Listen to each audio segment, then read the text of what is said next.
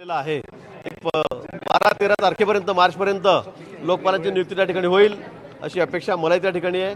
लोकायुक्तांच्या बाबतीमध्ये आपल्याला माहिती आहे कॅबिनेटमध्ये निर्णय झालेला आहे। अण्णांना ती ड्राफ्टिंग कमिटी पाहिजे होती, ड्राफ्ट कमिटी ती सुद्धा माननीय मुख्यमंत्री त्याला होकार दिलेला आहे। काल मी घेऊन आलेलो होतो, त्याला सुद्धा संमती दिलेली आहे। म्हणजे तोही प्रश्न मार्गी लागलेला आहे। आता त्यावर चयन समिती जी 7 लोकांची त्याची निवड त्या ठिकाणी होईल। मला वाटतं हाही प्रश्न लवकर मार्गी लागेल। अण्णांचं या बाबतीमध्ये त्यांनी समाधान व्यक्त केलेलं आहे, त्यामुळे आता सकारात्मक निर्णय आज थोड्या वेळामध्ये होईल अशी अपेक्षा मला आहे।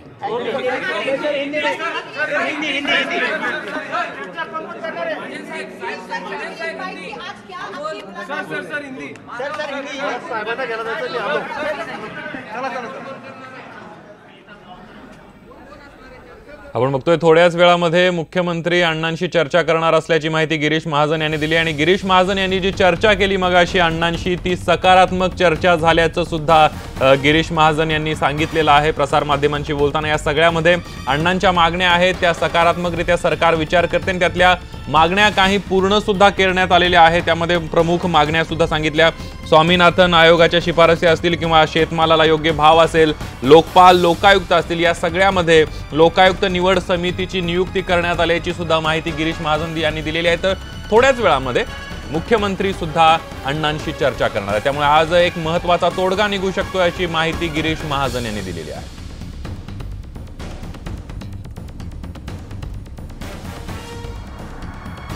आपण बघतोय शिवसेना खासदारांची सुद्धा मातोश्रीवर बैठक सुरू होती, ती सुद्धा बैठक आता काही क्षणापूर्वी संपलेली आहे। तिथे आता काय निर्णय होतोय ते सुद्धा बघावं लागणार आहे। तर दुसरीकडे अण्णा हजारे आणि गिरीश महाजन यांची सुद्धा बैठक संपलेली आहे।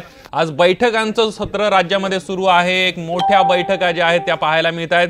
एकीकडे अण्णा हजारे आणि गिरीश महाजन यांची बैठक सुरू होती, तर शिवसेना खासदारांची लोकसभेच्या निवडणुकीच्या रणनीतीसाठी मातोश्रीवर बैठक सुरू होती।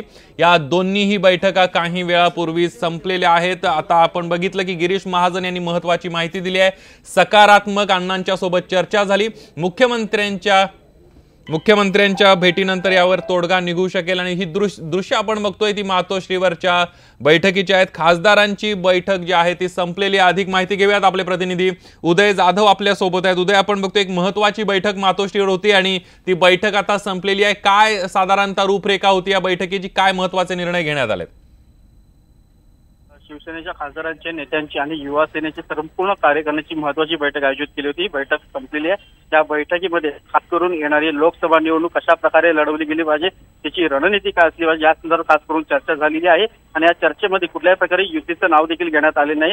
युती करून लढवायचे की नाही याबद्दल काहीच सांगण्यात आलेलं नाहीये। फक्त शिवसेना पक्षाची अंतर्गत कार्यकारिणी ज्या प्रकारे असेल त्या प्रकारे इथे काम सुरू राहील आणि त्याच संदर्भात पक्षातल्या सर्व पदाधिकाऱ्यांना देखील जबाबदाऱ्यांचे वाटप करण्यात आलेलं आहे। सगळ्यात महत्त्वाचं म्हणजे देशातले स्टार निवडणूक प्रचारक आणि रणनीतिकार प्रशांत किशोर यांचं एक लेक्चर देखील आयोजित करण्यात आलं होतं। दोघांनाही लेक्चर देण्यात आलेलं आहे आणि त्यातून त्यांनी रणनीती कशी असली पाहिजे या संदर्भात चर्चा केली गेलेली आहे। खास करून महाराष्ट्रातले जे मतदार आहेत, सर्वसामान्य नागरिक आहेत, ग्रामीण महाराष्ट्र असेल, शहरातले जे नागरिक असतील, मतदार असतील, त्यांना कशा प्रकारे एकूण लोकसभा निवडणुकीमध्ये कशा पद्धतीने तयारीने उतरायचं याचे थोडासा ज्ञान जे आहे ते खासदारांना देण्यात आलेलं आहे। धन्यवाद उदय तुम्ही दिलेल्या संपूर्ण माहितीबद्दल। आणि यानंतर एक छोटासा ब्रेक घेऊया, पहा फक्त न्यूज 18 लोकमत। यानंतर एक ब्रेकिंग बातमी पाहणार आहोत। इंदापूर तालुक्यातल्या रुई इथं शिकाऊ विमान कोसळलेलं आहे आणि या शिकाऊ विमानातला पायलट जखमी झालेला आहे। सगळ्यात मोठी सुदैवाची गोष्ट म्हणजे या विमान दुर्घटनेमध्ये कोणतेही जीवितहानी झालेली नाही। विमानाचं मात्र मोठं नुकसान झालंय। बाबीर विद्यालयानजीक दुपारी 12 ते 12:15च्या सुमारास ही दुर्घटना घडली आहे। या काही घडामोडींचं बुलेटिनमध्ये इथंच थांबूया। ताज्या बातम्यांसाठी पहा फक्त न्यूज 18 लोक।